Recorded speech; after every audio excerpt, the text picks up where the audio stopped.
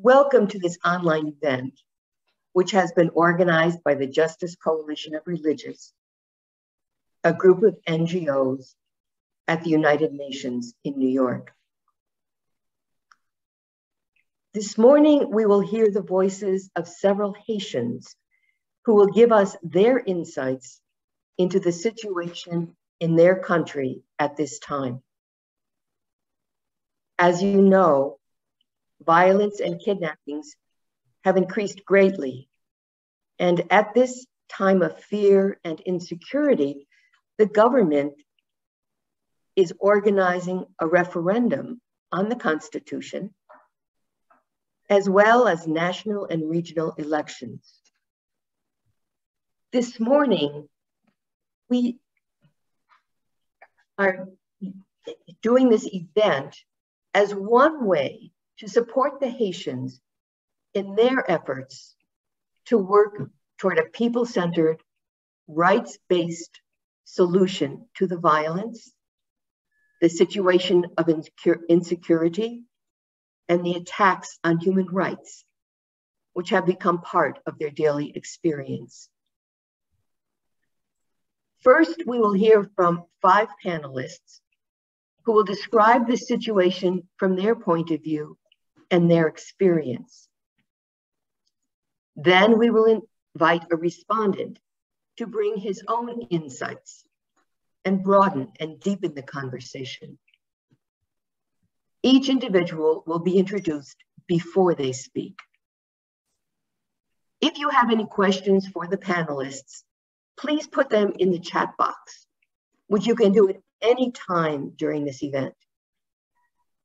You may address a single panelist, or your question may go to all or any of them in the group. We will respond to your questions toward the end of the program. So thank you for being part of this. And we will begin our event listening to the voice of Jean Bonnet Delorge, a Haitian lawyer who lives in Jacmel, Haiti, a city on the south coast.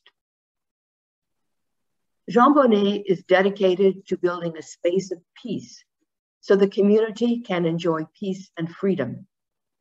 We have asked him to speak about what is needed for free and fair elections in Haiti.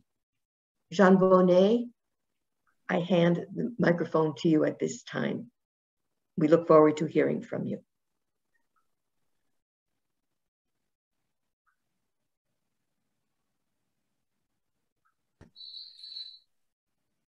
Thank you very much for this presentation. And as you have said, I am Jean Bonnet Delorge, and I'm living in Jacmel. And I'm very happy to be with you this morning to talk about the situation in Haiti now. And the first question, as we have said, it is what conditions in economic and public safety do you need to see are needed to feel that free, fair elections could take place in Haiti? It is a very, very interesting question. And when you talk about free and fair elections, it is the capacity for the citizen to elect or to choose their officers. And the situation in Haiti is very particular because when talking about free and fair elections, there are 2 things we must consider. The first thing is the poverty, and the second is the insecurity, as it is in Haiti. While I'm talking about poverty, the poverty is very, very powerful in Haiti. The population, the Haitian population is hungry. And when it is the situation like that, when the population is hungry, it is difficult for all the citizens to choose their officers or their representative. I have a little story about that. I get to be the president of a vote center in Haiti. And it was very surprised when during the electoral campaign and the last days, there was a candidate. And he came and organized a meeting, like an electoral meeting. He wasn't well known in the area where he had this meeting. What he did, he gave food or a plate of rice and a beverage to the population, to all the folks. And believe me, he became very, very well known and he won the election. Can you imagine a situation like that? Because of the population is hungry, it is very easy to manipulate them. They are not free to choose their representative. It is very, very dangerous in a situation like that to have election. And the second thing is the insecurity. And as you know, there are a lot of scenes of violence in Haiti right now. There are a lot of group of gangsters with all kinds of guns, and they are causing trouble in Haiti, in the population. That makes it very, very difficult for the election now in Haiti. The gun insecurity is a very big problem. It is, that's why when we talk, we consider all those situations, we can say it is not this, the present situation make it not possible to have free and fair election in Haiti. And we can notice that there are a lot of problems in Haiti now. And that is what I can say about the first question.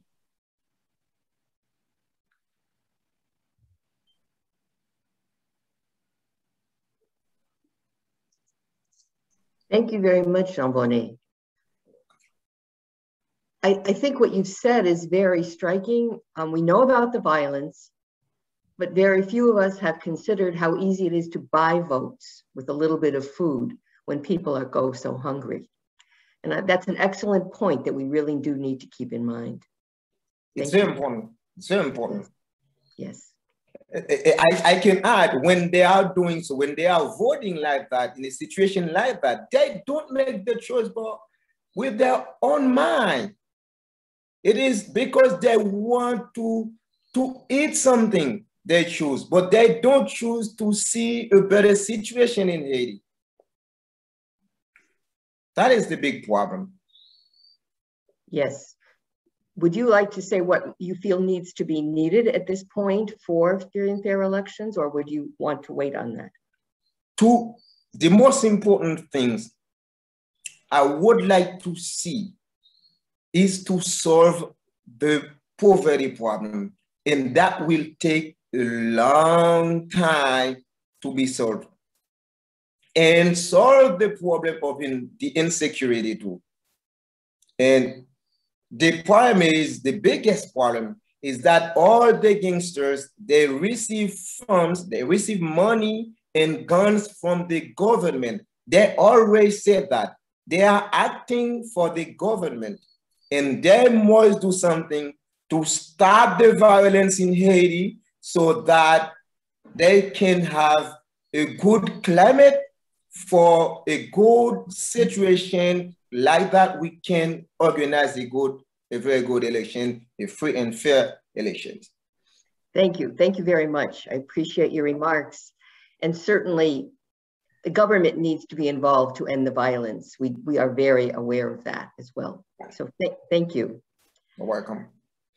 Now we will hear Dr. Nicholson Aguela, who's also from Jacmel. He is both a professor at the Lumiere University and a physician practicing medicine at St. Michael Hospital of Jacmel. He will address the impact of the present situation on medicine and healthcare. Dr. Agela? Are you there?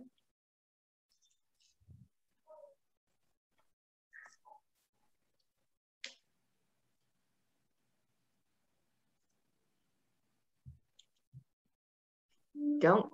Oh, yes, you are there, please. The microphone, the platform is now yours, Dr. Agela.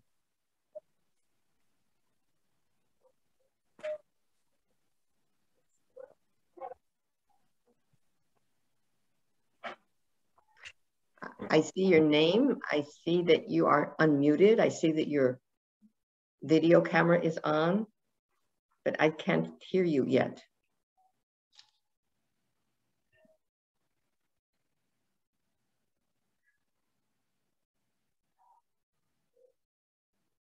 Oh, you're muted, Dr. Agela. Would you please unmute yourself?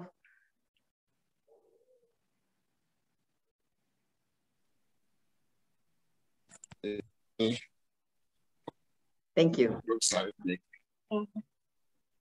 Okay, we now see you and we can hear you, I believe. Thank you.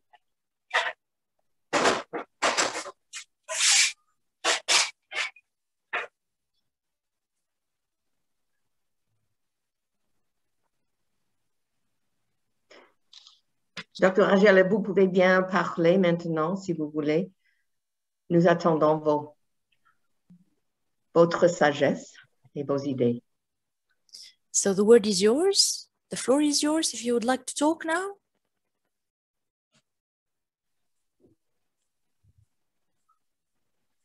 Oui, allô, bonjour. Bonjour. Donc, c'est parti pas.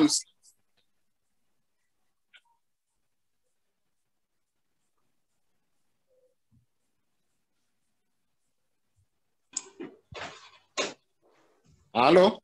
Allô? C'est pour parler, Kounia. Ok, moi capable d'intervenir pour le moment. Allez, non, parlez, commencez. Ok, donc, comme nous connaissons ça, donc, moi, c'est Dr. Agela.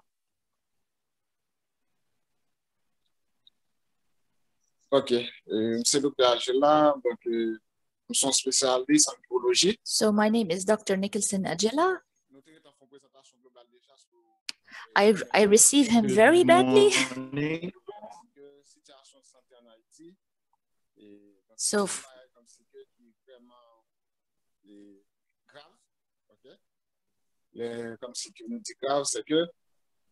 so the sound and the image from the doctor are not parallel. He's speaking very far from the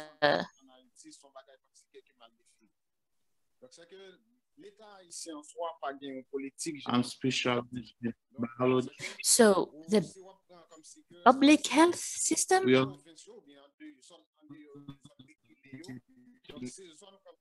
I'm sorry, I can't receive the doctor. So we're going to talk about the health situation in Haiti, which is the situation very bad in Haiti.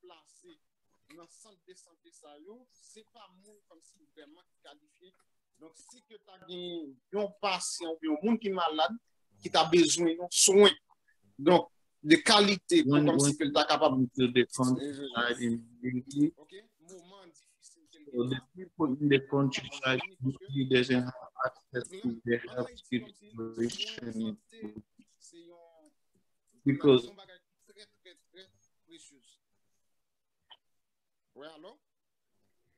Sorry to interrupt, but we're having some problems with the audio. The people that inside of those little hospitals, they're not qualified to be doctors. Yes, I can't receive his words because he's speaking. Yeah. Yes. Yeah. Les interprètes ont des difficultés pour vous suivre. Ah, okay. So in Haiti, when it comes to the health, it's something that Okay. Donc, pas de problème. Donc, on a parlé de comme si les problèmes santé, soins de santé en Haïti. Donc, so the problems in the health systems in Haiti. Donc, sont trépieds. There are several problems. First, the lack of structures, appropriate structures. So there are no adequate equipments, resources, quality, and thirdly, a quick question before. so lack of human resources and specialized personnel. There is a lack So of these the are three hospital. basic aspects highlighting the problems They in the can health offer system. of quality in Haiti. The third one is the money that they pay the doctors. It's very low. So if we need to have major operations, specific care, we should move from villages to cities to other centers. Offer from the first point is that when you go to the countryside, so those not go to for the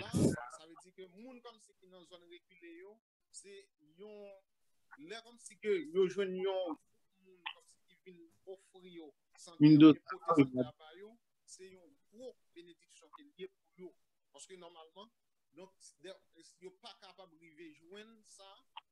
so those people that So we basically lack as well main water resources.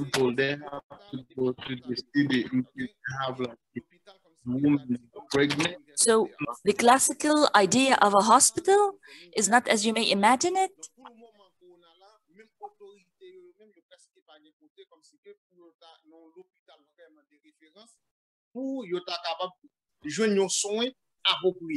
OK? Donc, on a besoin d'où comme si que pour population lui-même qui pas comme si que des moyens assez ou bien qui pas comme si que une autorité donc qui peut demander faut comme si que yo tabali yon attention qui soutenu. Par exemple, moi-même son médecin de service, l'hôpital Saint-Michel. There are also basic problems with the authorities providing the needs and the support for the structures to go on. In 2016, several movements asked for changes.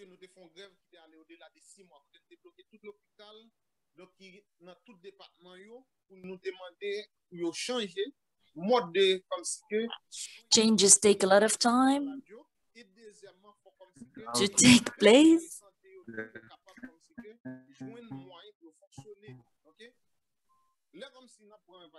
Yon moun vini l'hôpital nous non Haïti côté comme si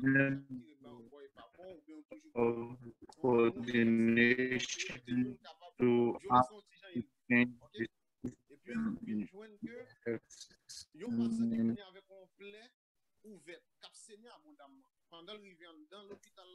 c'est vous qui va prendre yon fiche prescription madame ou bien monsieur traverser devant à l'acheter un sérum à l'acheter un pergant donc pour comme si que ou bien donc pour venir pour moi même capable pour en logique to change the OK on dit and we are asking for help those people that give them help maybe à l'acheter gant pour comme si qu'on a fait compression pour lui pour tourner venir OK et laisse ça normalement vie ou même comme si que comme personnel santé il vient exposé parce que c'est vous qui assistez mon nan ka mourir sans que pas balle.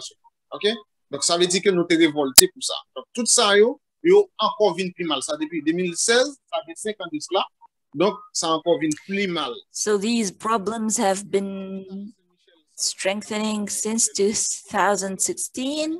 Au point de vue comme c'est infrastructure c'est toujours même histoire. They are the same recurrent problems.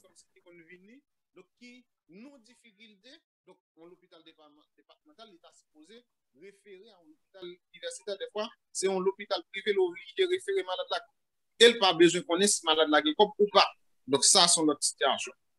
Of course, people who can go to private hospitals, go to private hospitals. Donc, dans l'hôpital, donc, antigène difficile, c'est le moyen que vous offrez avec personnel santé. Donc, là, on prend comme si so there are no means, no enough means and necessary means to answer to. Donc, comment on peut comprendre comme si que les arrêter dans l'hôpital là pendant comme si que nombre de temps demandé là, ok? Et puis, avec quoi vous balayez, il n'est pas capable comme si que couvrir besoin lui-même avec famille, ok? Et ou en face avec une société qui a des exigences, ok?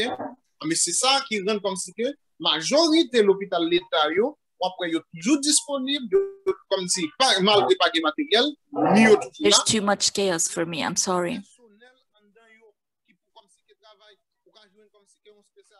Il passe dans l'hôpital là, chaque mois ou chaque 2 mois. OK?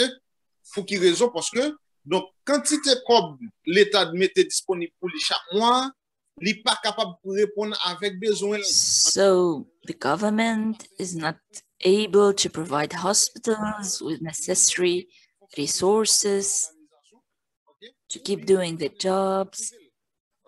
Pour répondre avec besoin et besoin famille. OK? Parce que normalement, il face à une société malgré l'État pas au foyer, mais il faut des exigences. OK? Donc, dans ce cas-là, ça vient rendre que l'impact là vient chita directement sous patient. OK? Et moun gen moun comme ce qui vient qui pas gain moyen vraiment. On prend le cas où tu as dit que ou moun ou référé à l'hôpital privé. Et actuellement là par rapport avec monter comme américain, donc tout l'hôpital privé est obligé de monter sur prix ça l'opération, prix champion. Donc là moun lui-même il sorti dans une zone qui régulée. C'est la première fois peut-être qu'il descend dans l'hôpital départemental là. OK? Donc ça vient rendre que il n'est pas capable comme si que donc là où pas dans l'hôpital départemental là, pas qu'à jouer le soin référé dans l'hôpital privé et le temps de pour l'opérer soit pour 30, 35, 40 000 $ à ici. OK? Donc moun ça l'idée que vous préférez mourir que je conseille avec lui pour lui. Donc c'est que situation de santé en Haïti. Donc son bagage comme si qui grave. Donc l'État faut que l'État qui repense avec une autre politique de santé, OK? Donc surtout dans l'hôpital là, docteur qu'on dit, allez jouer le monde comme si qui est dans une zone qui reculée, placer des monde. Donc de qualité, donc payer et puis définir une politique santé pour dans l'hôpital l'État. Soit comme si que donc vous prenez des monde ou dit que vous payez ou dit que normalement vous avez accès à crédit. Donc soit comme si que pour acheter une machine, soit pour acheter construire une maison pour vivre plus ou moins luxueux, OK? Ou bien, normalement, donc, les ça, on impose mon nom la travail avec l'État seulement, pas de clinique privée, OK? Ou bien tout, faut comme si l'État lui-même est capable de répondre avec l'infrastructure qui gagne dans l'hôpital, ou pas comme si besoin opérer, et dans l'hôpital là, ça l'opération, n'est pas disponible parce qu'il n'y a pas de Clorox, OK? Ou bien parce qu'il n'y a pas de fil, ou bien parce qu'il n'y a pas de moyen pour nettoyer dans sa l'opération. OK? Donc, tout ça, ce sont des choses qui rendent que la situation de santé en Haïti devient vraiment difficile, OK? Pour offrir avec la population, donc, haïtienne. Merci, Dr. Rajela. Thank you very much, Dr. Rajela. You know, I appreciate your sharing your insights with us. You certainly have pointed out that the 3 main difficulties about the healthcare system in Haiti are the structure itself, which is virtually non-existent, the fact that personnel is lacking, and the poverty comes back because people are unable to pay, and people then therefore the personnel are very poorly paid, so less willing to work. It seems that the situation in, if I understood correctly, in departmental or government hospitals and private hospitals is not particularly different. And the government would need to intervene to improve the structure of the healthcare system in order for people to access decent healthcare in Haiti. I know you said a lot more than that, but those are perhaps some of the main ideas that you expressed to us. So thank you very much. We appreciate your insights, and there may be questions for you going forward. Excusez-moi, donc mes traducteurs là capables de traduire ça au pour moi parce que je ne suis pas tellement bon en anglais. That's okay, but you're speaking very, very quickly, and sometimes it's difficult to follow all of because of the rapidity, how fast you are speaking. Parce que vous parlez très, très vite, et des fois c'est difficile à suivre tous les idées. Mais en gros, je crois que... That's because you were speaking, very fast, and you don't have a personal microphone, so it's very hard to receive the words correctly.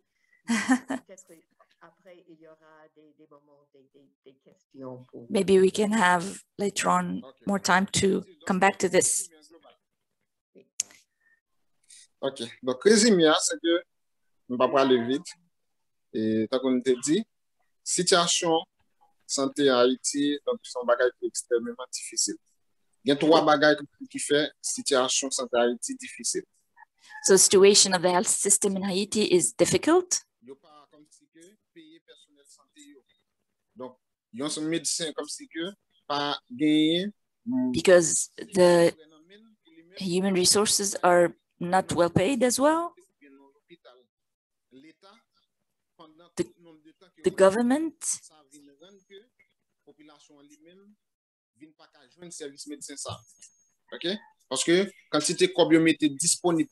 does not provide what's necessary. In this case, doctors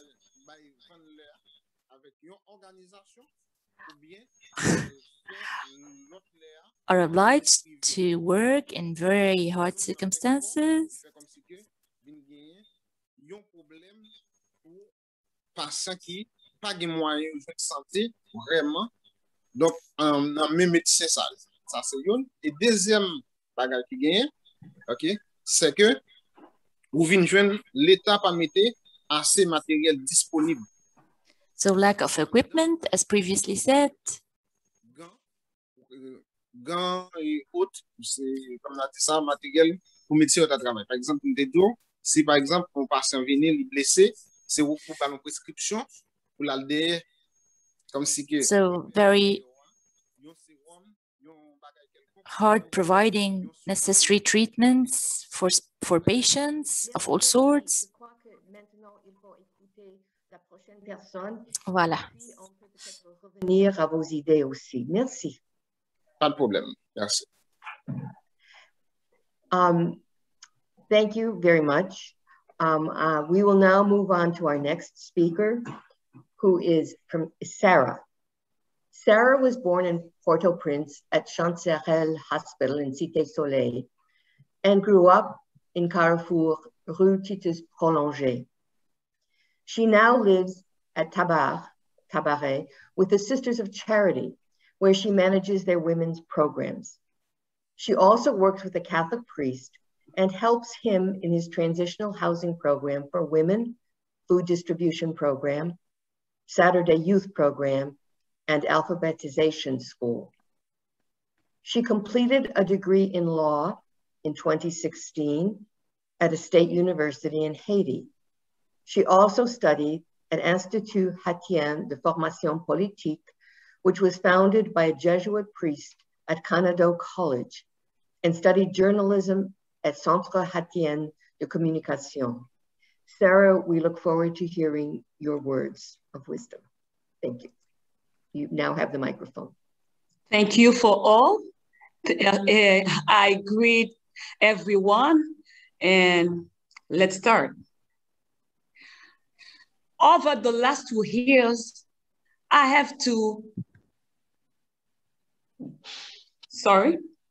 Over the last 2 years, I have to work with a Catholic priest and his program to help the ultra poor. He has had his facility broken into several times. He had all his computers stolen, along with the inverter and batteries needed for electricity. Robbers have also taken food and clothing and anything else they could get their hands on. I lived with the Sisters of Charity since I became the coordinator of the two women's programs. I oversaw their water purification project where women were given buckets and water filter. The nearly 100 women in the program in 4 different villages purified up to 30,000 gallons a month, so they and their neighbors could have clean water to drink. In the second program, we gave out small loans to women to start their own businesses. In the same 4 communities, the women in both programs were doing great.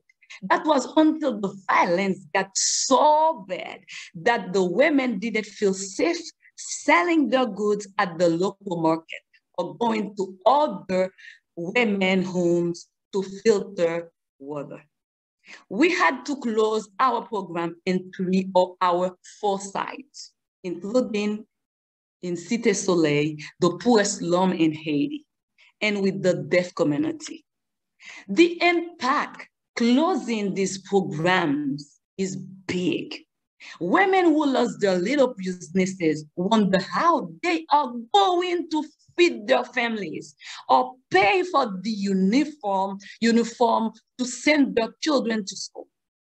Women and families who were starting to feel better because they were drinking good water are sick again.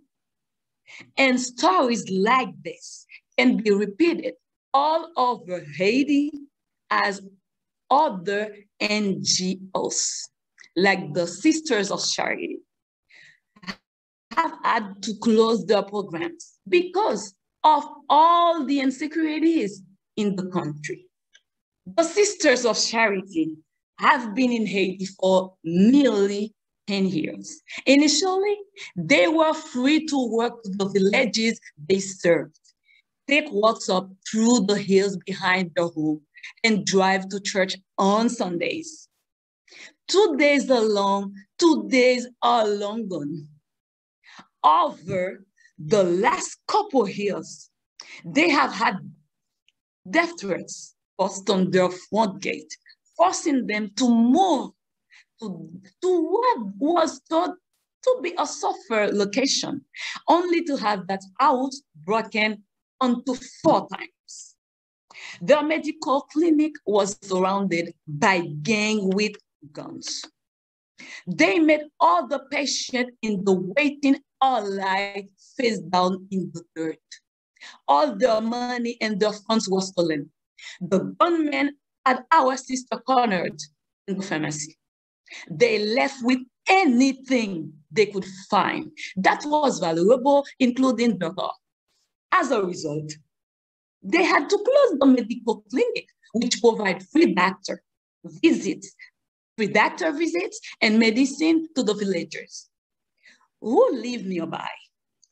Just recently, the medical director of the school's wellness program had a group of men jump over her security wall, kill her dog, take her car, and block in the front door to the house. So she and her family could not get out. She now lives in fear of her life and for the lives of her 2 children.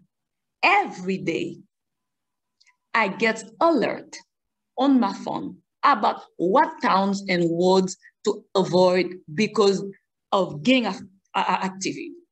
Every day, the Sisters of Charity get emails on their computers from the U.S. Embassy in Haiti with the same information. The U.S. Embassy has raised their warning to Oliver 4, which says, do not travel to Haiti. Why? Because of all the violence. Violence has put the entire country on alert. We stay in continual state of hypervigilance. This makes everyone and everything a suspect. We cannot trust one another. This is unbearable for a country. The chaos in Haiti only benefits those who makes money from it, like drug dealers and those who bring weapons into the country. These people live in big houses and drive big cars, while the common Haitian struggles to find work and put food on the table for their family. This huge, terrible situation in which we live also benefit those in our politics and government who have become rich while leaving the country corrupt. And it's people having to put up with a terrible educational system. No medical code, no medical care, no jobs, no medical care, no jobs, living in shacks with no electricity, no running water, with neighbors as rats. Is this even civilized? Is this even civilized? My fear is that in the end, we will not be able to treat each other with kindness, respect, and dignity. The cycle of violence is killing our soul. It's killing the soul of our country. This is not the Haiti we know and we grew up in.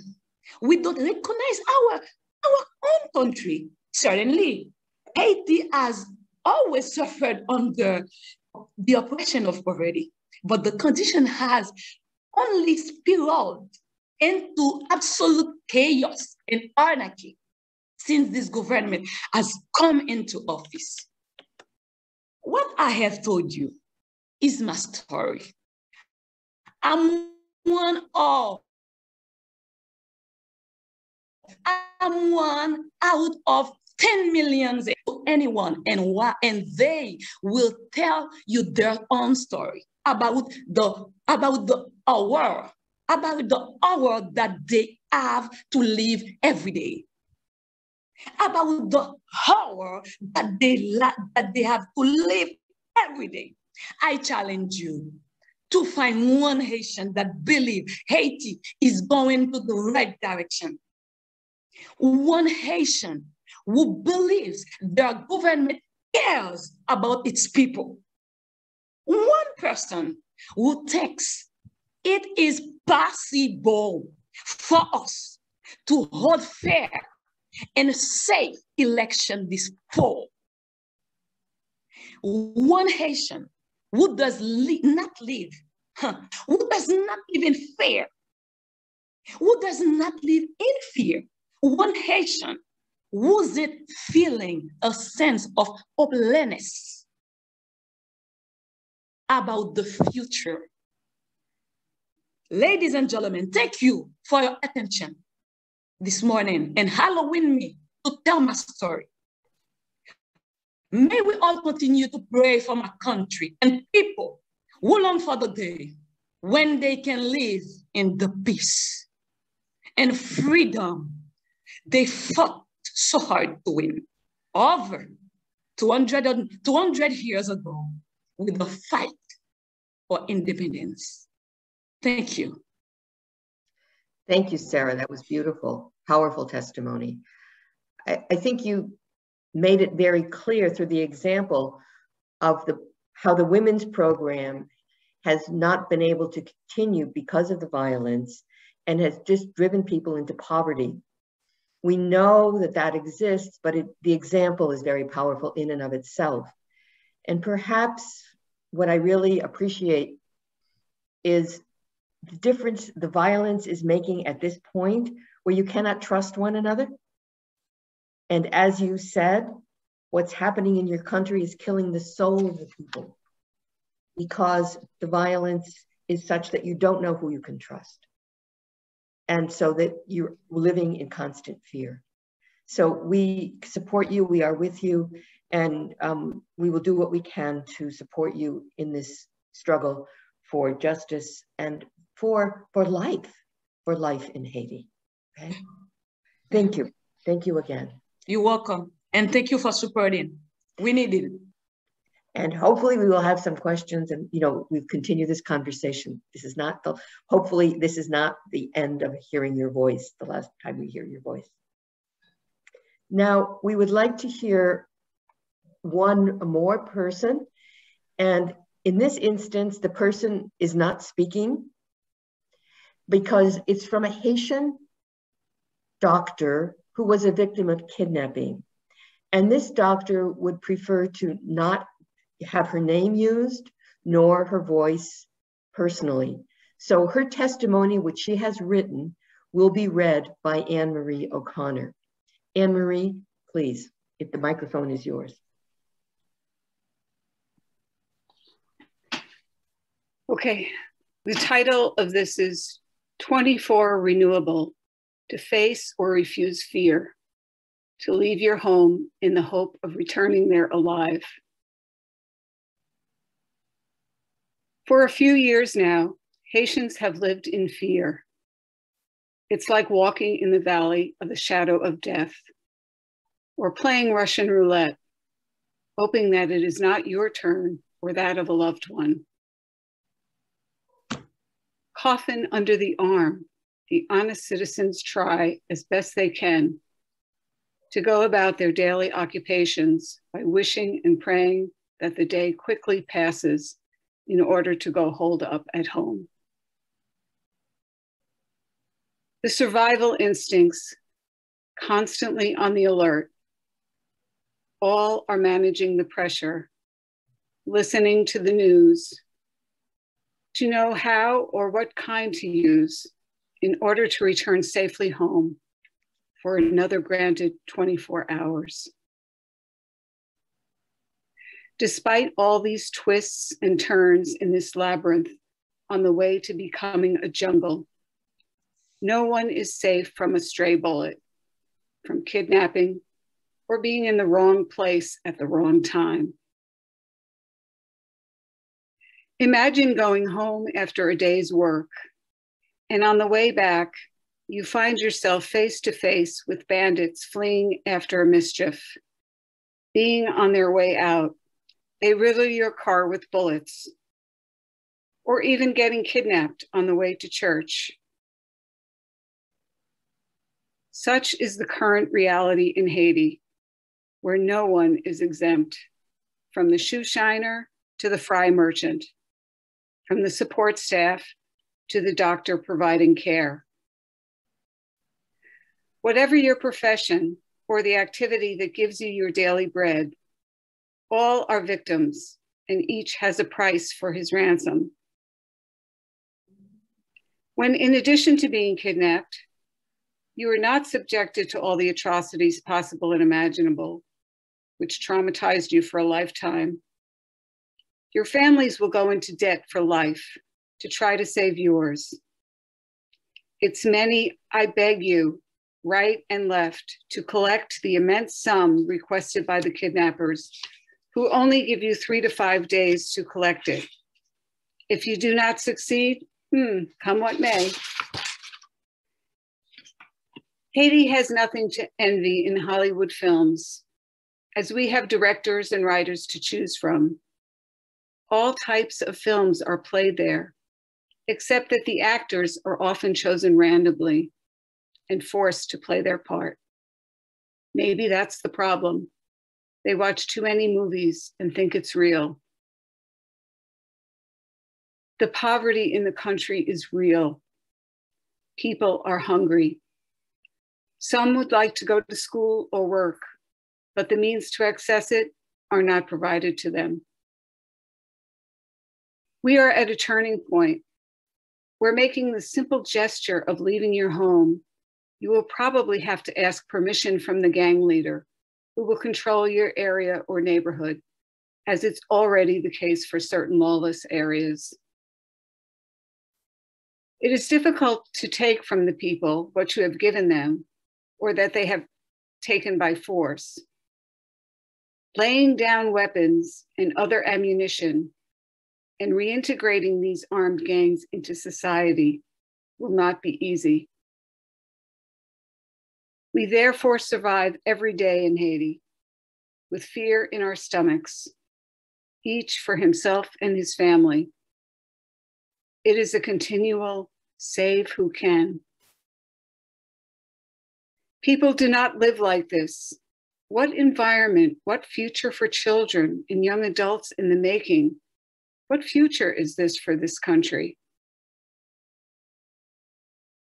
Everyday heroes braving all the dangers linked to insecurity and political instability. Each Haitian arms himself with courage to face the 24 hours granted, constantly hoping that they will be renewed and that God, in God's infinite mercy, will give them grace, because we are a very believing and Christian people.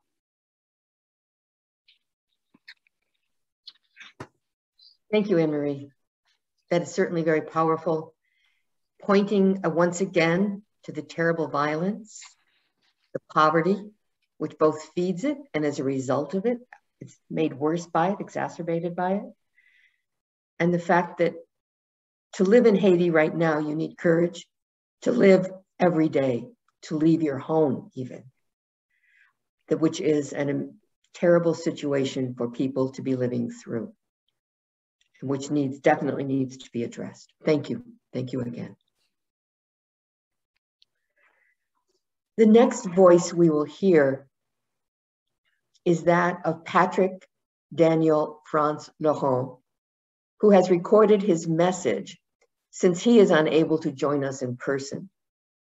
Patrick Laurent is a lawyer living and working in Port-au-Prince, who works in the areas of civil rights, family law, and social legislation, among others.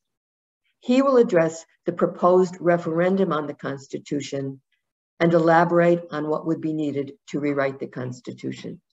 So we will hear his recorded testimony at this point.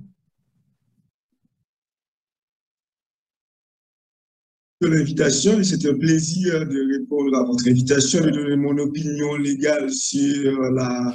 Thank you for your invitation.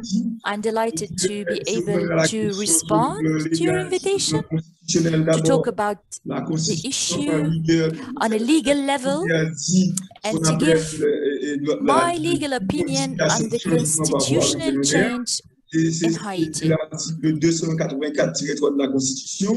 I would say that on the question from a legal point of view, the Constitution in force, particularly Article 284, cites that any popular consultation tending to modify the Constitution by referendum is formally prohibited. The executive power says, we do not change, we do not modify, we opt for a new constitution. That is, if we are going to modify.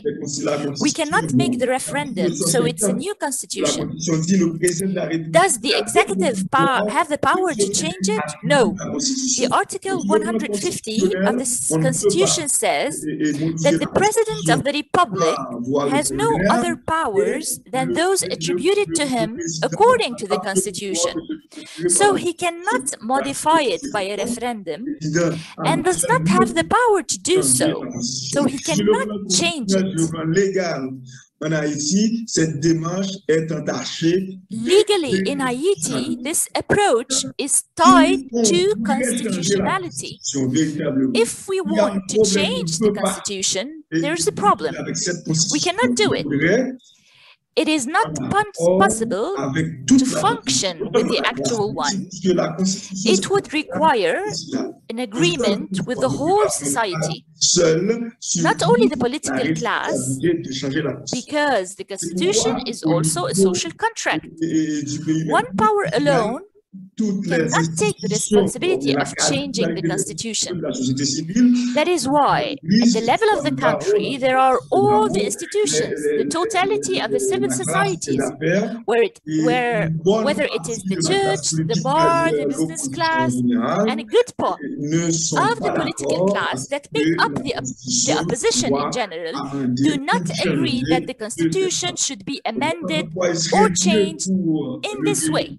That is why it would be better for the country if we could change the constitution. We should have a parliament, but the existing parliament, but in the actual one, there are only senators who legally cannot do anything. They cannot modify. The judiciary system is almost not working. The court of castration is amputated for several judges, so the judiciary system is not good. We are in the presence of a collapsed state.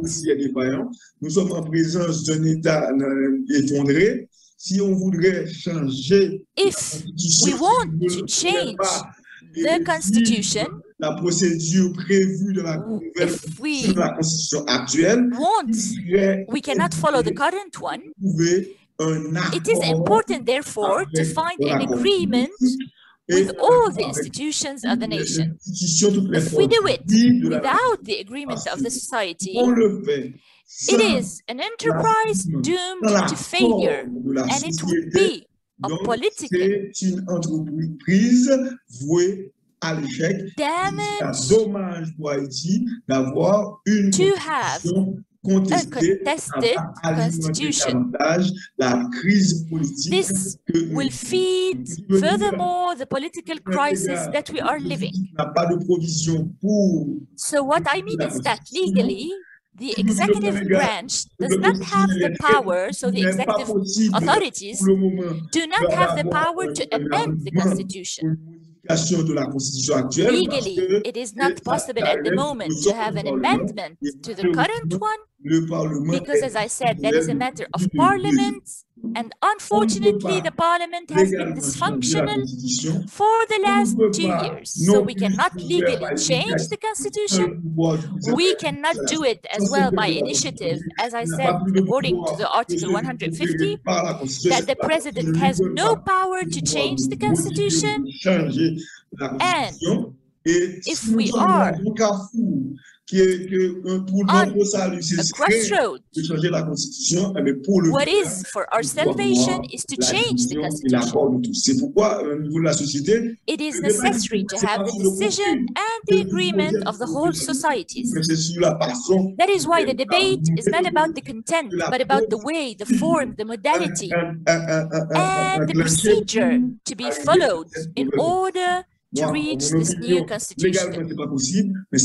My opinion is not legally possible, but if we want to reach a new constitution, we need the agreement of all living classes in the nation, because without it, it is a way to failure.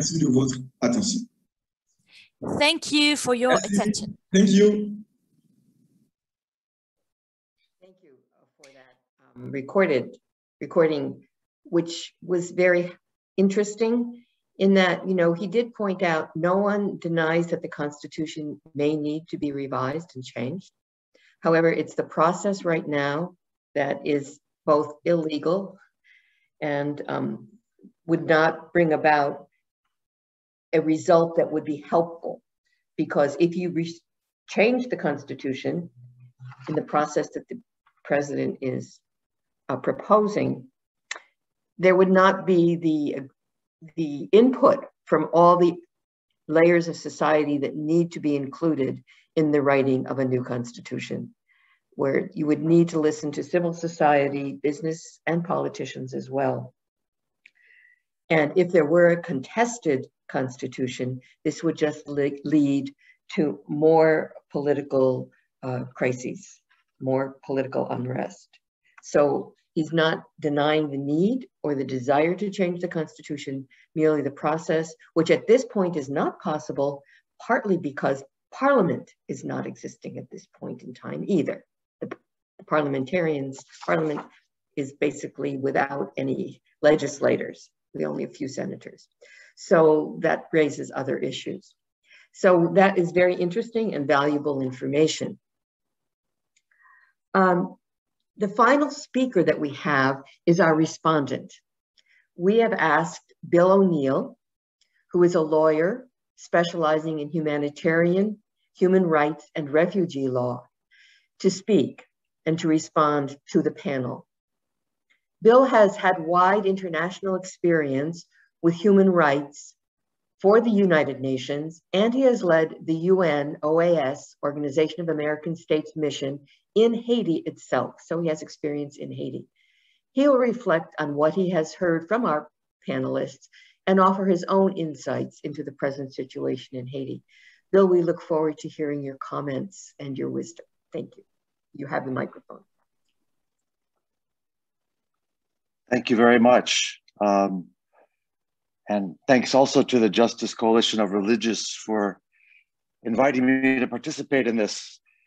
And I guess I should start the traditional Haitian way too, honneur, respect.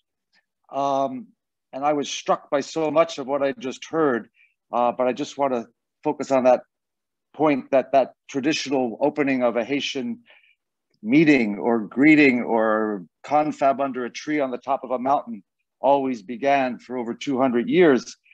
And what Sarah said was really very moving and upsetting, frankly, to hear her say that Haitians have lost that trust, have lost respect for each other. So where is the honor? Where is the respect for each other? And it has really, really been diminished and undermined by the events of these past few years. So just a few points. There was so much to think about, and I hope we'll have some good questions and further discussion. But I want to start off with, I was just reading yesterday the situation reports, one from UNICEF in Haiti and the other from the Office of the Coordination of Humanitarian Affairs of the United Nations in Haiti.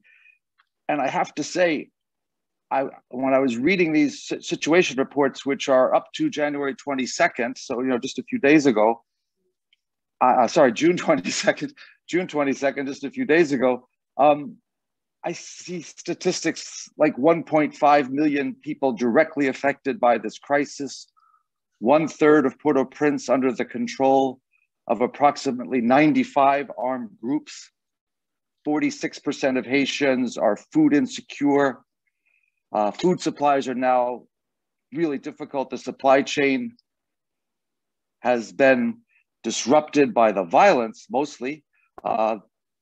Fuel tankers cannot land to deliver fuel. There might be a disappearance of diesel in the next few days. The price of the dollar in gourds has skyrocketed, which means inflation is really high, which means most food in Haiti, which comes from somewhere else, is going to cost more and more.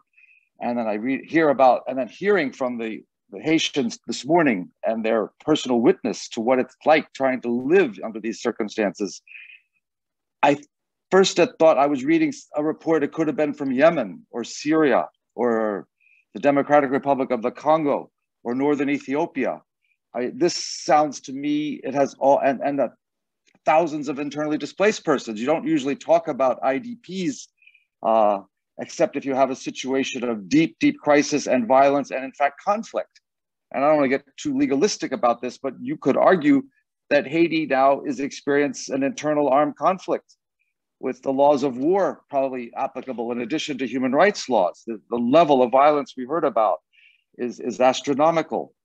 So again, the speakers really brought to life some of these, they can be kind of dry statistics when you read them in a report like that. And now you see and hear what it's like every day for people literally to survive and to get through. And as the anonymous intervention that Anne-Marie read, the person talked about just getting through a day alive and getting home and literally bunkering down overnight and hoping you'll have another day.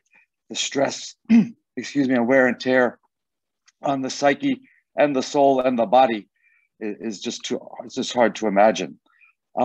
So with that, I just thought a couple of points I'd like to raise and maybe to flesh out and some themes that I heard, and I'm sure everyone else heard them too. A Haitian friend of mine a long time ago, even before all this, once said Haiti is not so much a failed state, but it's a phantom state, an état fantôme. It's not really there. And we heard this through Dr. Argelus's intervention. There's no real structure, there are no resources, there are not enough people, there's a lack of everything.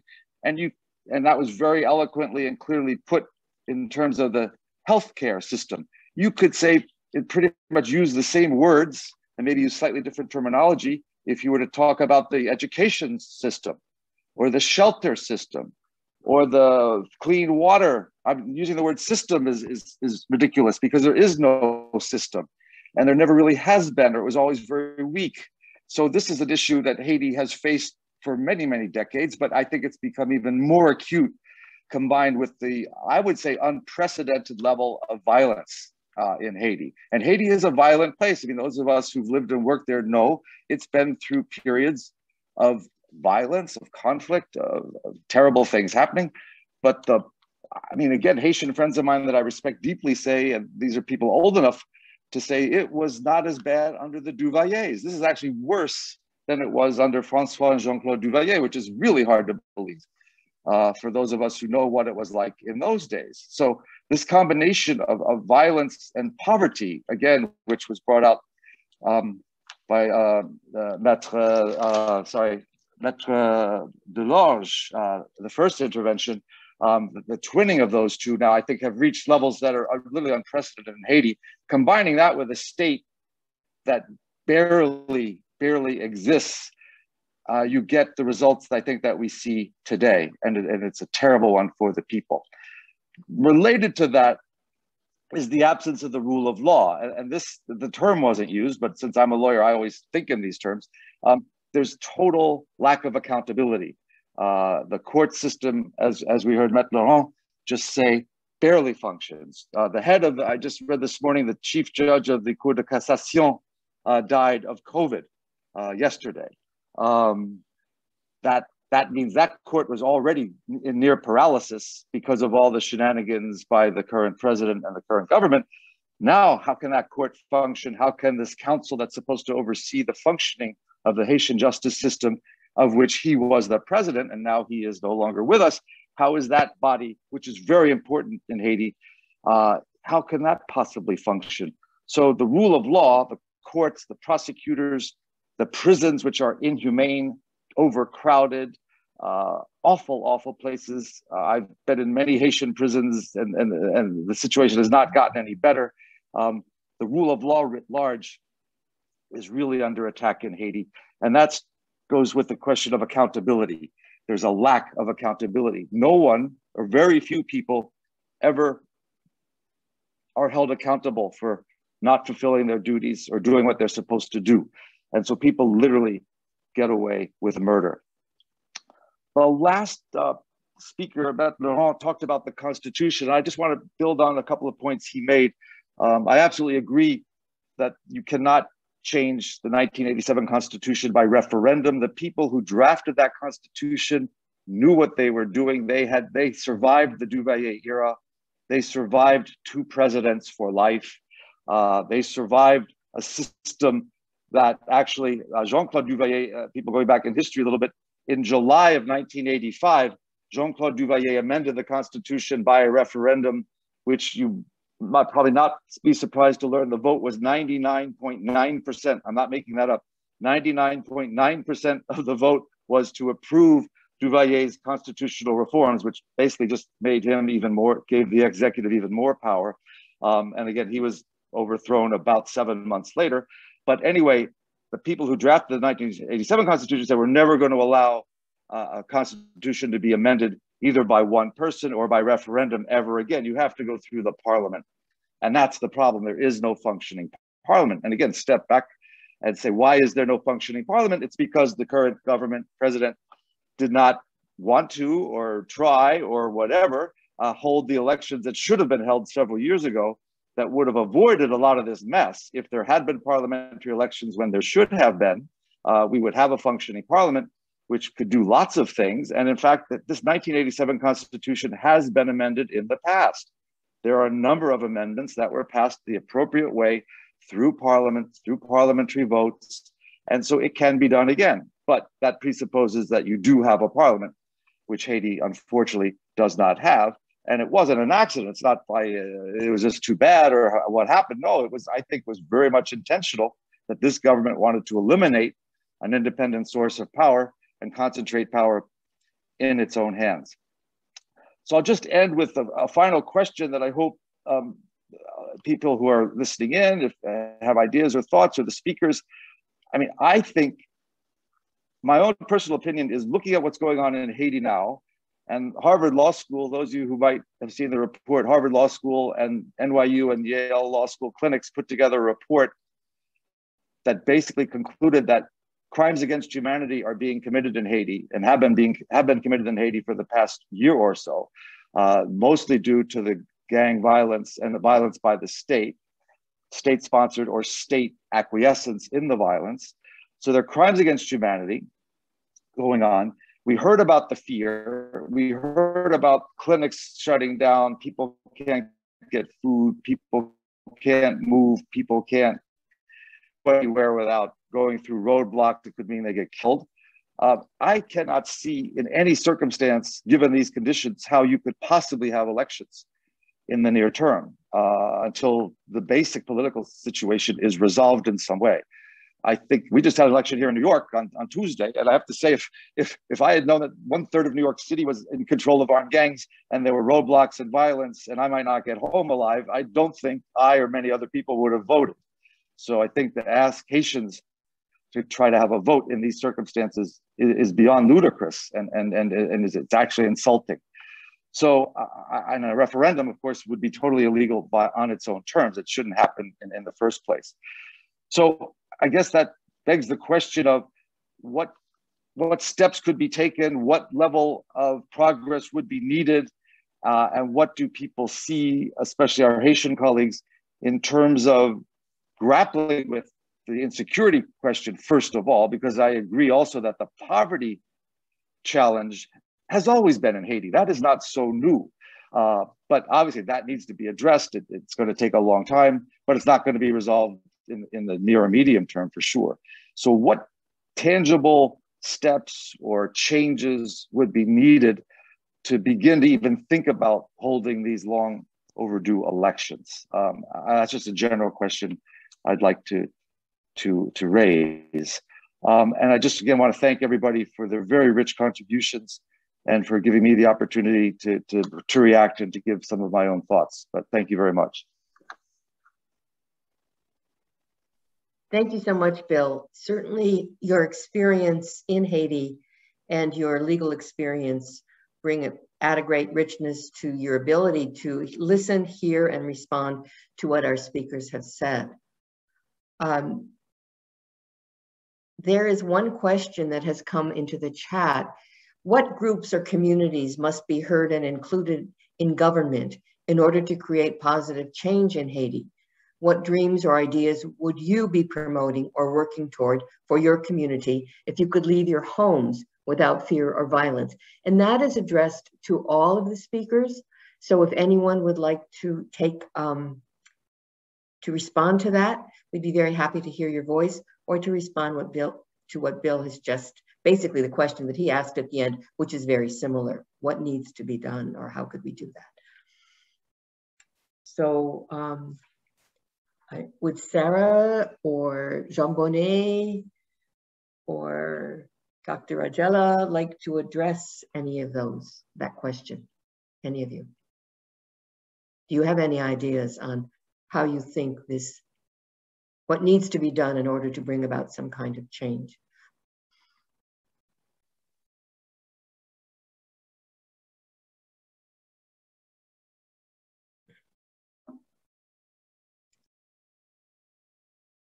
No?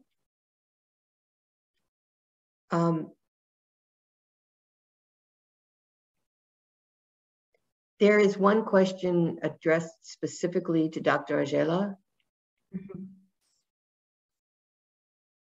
Dr. Agela, I hope you are listening to the French translation, which is available.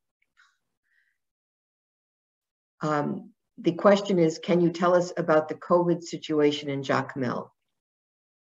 In addition to the need for vaccines and medicines, are you able to get oxygen? St. Luke's in Port-au-Prince is having great difficulty with this. So can you comment on that at all, Dr. Agela?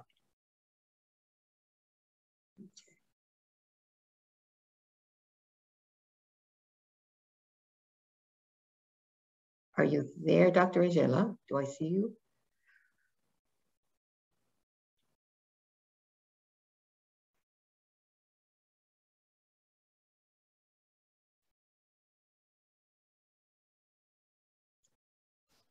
Are we aware that Dr. Angela is there or not? I cannot see the whole list at this time.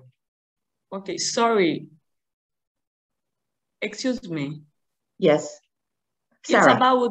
It's about the question. It's about the point that the last person exposed. I want that you remind me the thing that you want that I answered about. Yeah, thank you. Okay, let me repeat it again. The last person we had exposed how we live in Haiti, how we cannot go out, how we cannot have medical care, and I'm so scared to go out. For my birthday, I couldn't go to Corfu for eating with my papa. And now at Martissan, many children couldn't go to their school because gangs fight each other. You can understand, this is a beautiful, beautiful wall that the sir exposed about my country. What I want, like a result, I want that the country that we call friends stop shopping, stop support the politics in Haiti, stop support the government, because those person doesn't work for the population. They just want to make 5 years in the palace, and the other want to has privilege to become president. It is this game. We live this game. They don't care about people couldn't go work for working, sell them goods, go to the hospital.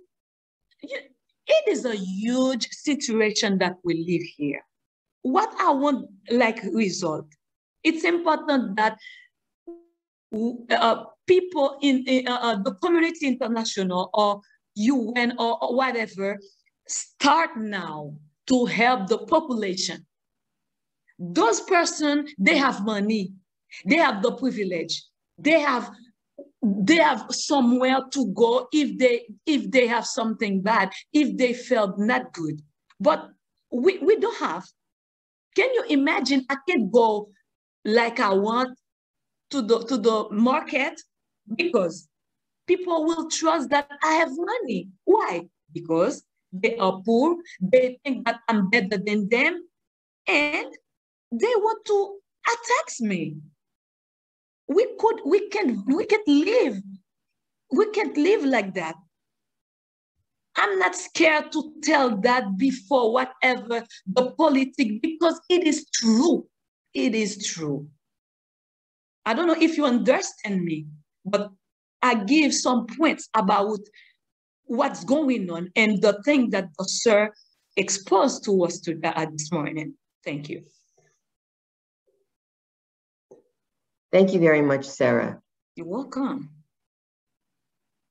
One person has raised a question. How do you see that the violence might be ended immediately in Haiti? And the suggestion or the question is UN peacekeepers. Now, we are aware of the fact that what happened last time UN peacekeepers were present in Haiti. Okay, there was violence. Okay. Sorry. So if you would like to answer that, please do so. Okay. For stopping the violence immediately, first of all, we have to block the source of person who provide to the gang member gun and other materials, money, and make them always alive. The first step. The second step is before you attack the space where live those gang members. It's important that we build some house where they can find professional school. We impose to them to learn something, and they can be autonomous. They can find money by themselves, and they don't have the reason to stall people, to kill people, to kidnap people. First of all, we have to work on the person who gave them money, the politics person, or all parts of person who gave the gang money, guns, and all of kind of materials who make them group strong. And other thing, build some house and create schools, professional schools, and impose to those gang members to study. They have to learn how to provide the thing that they need by themselves, not to kidnap people, not to make me fear. No, it's not possible. No. I don't know if I answer you, but I try to give you some ideas about my opinion. Thank you. Thank you. Thank you very much. That's excellent. Jean Bonnet, would you like to add anything to that at this point? We have not heard your voice since the beginning. Yes, I'm very happy that I can talk again, but it is clear what Sarah has said, but I don't have to complete or I don't have to add in that situation. But I would like to try to answer the question about what groups or community must be heard and include in government in order to create a positive change in Haiti. My point of view is that there isn't a group of persons or community to include in the government. The problem is the system. For example, in Haiti, when we consider the poverty and the violence, those are profitable for the government. And all the money, for example, most of the money goes to the government. They use the government for only the solve problem of the government, but they don't give enough money in the budget for education, for health. And you have heard Dr. Angela saying that there isn't enough supplies in the hospital. And the poverty, they don't care. As I said, they don't care about a Haitian living a bad situation. They don't care if you cannot eat. They don't care. That's your problem. You have to fight yourself for your own being to eat every day. But it's not the government. And what you are doing, you are choosing people, citizens in Haiti, just to hear from them, to know their point of view of the situation. It is those kind of things that must be done. It is not only listening to personals of the government or listening to the president or the prime minister, but it is to go to the society and to pick up people, citizens in the society, and to hear them to know about the situation. Now, after listening to them, you will have a better idea about the situation, and there is something that can be done to solve the problem. Thank you for allowing me to talk again. Thank you so much, Jean-Bonnet. It is true what you are saying, all of you Haitians, that the voice of the people needs to be brought into this conversation. And the government, as many of you have said, and Bill O'Neill as well, the government is responsible to a great extent for the violence and is profiting from it. So that needs to be dealt with as well. Certainly, we Americans and others of other countries need to respect the Haitian process and find ways of supporting you. So we hope that we will be able to continue in some way to have your voice heard. This certainly has been a very rich and powerful experience for all of us. Thank you. Thank you very much. Okay. Our time is coming to a conclusion at this point. Certainly, we appreciate the voice, all the voices that we heard, whether they were, those of you who were able to be with us live and respond to questions was superb. Some of you, some others were unable to be with us live, but still their voice was heard and they brought their wonderful perspectives to this. So I wish to thank all the panelists and the respondent, Bill O'Neill, all of whom have enlightened us concerning the situation in Haiti. And this is a reality which has not been part of the news feed for most of us. We've had to search to find out what is going on in Haiti. We don't hear it on the evening news. We don't see it in our newspapers. Exactly. Exactly. Exactly. You're right. So this is a very valuable experience, and hopefully now we will continue to try to get more information, ongoing information. As Bill O'Neill mentioned, the reports that came out just a day or two ago from the UN, and to follow some of that as well. Because it is important that what is happening in Haiti is more widely known, and that we will try to have your voices heard in the wider community. So we really appreciate you. And we hope that you will let us know if in any way we can help you to move the conversation forward. We'd be happy to see how we can do that. And I also wish to thank our translators. And without them, this event would have been much more limited. This gave us the option to bring in people who were more comfortable in French or Creole, or to listen in those two languages. So it was a very important role that you played. So thank you very much. I also want to thank each of you who took the time to be part of this event. And we do have one request before we close, and this is directed more to the Haitians who may be with us or those living in Haiti. We will be circulating a questionnaire, on Google, a Google form questionnaire, to gather information on your experience of the situation in Haiti. And we're asking for this information. Why? We want to use it for a statement that we will craft, a statement we will make that will be addressed to the Human Rights Council of Geneva.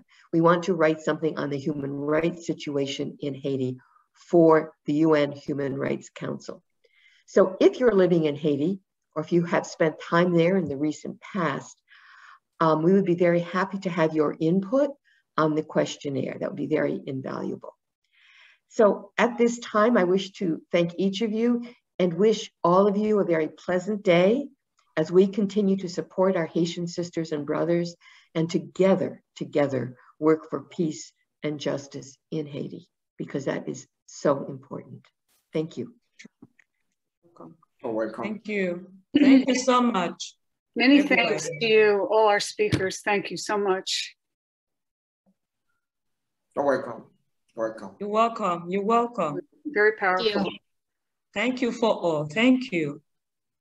Thank you very much. Thank you, everybody. Thank you. Thank you. Thank you very much. Bonne journée. Thank you. All right. Thank you. Thank you. Thank you. Thank you. I'm sorry I was late, but thank you for what you're doing. Good evening. Good morning, everyone.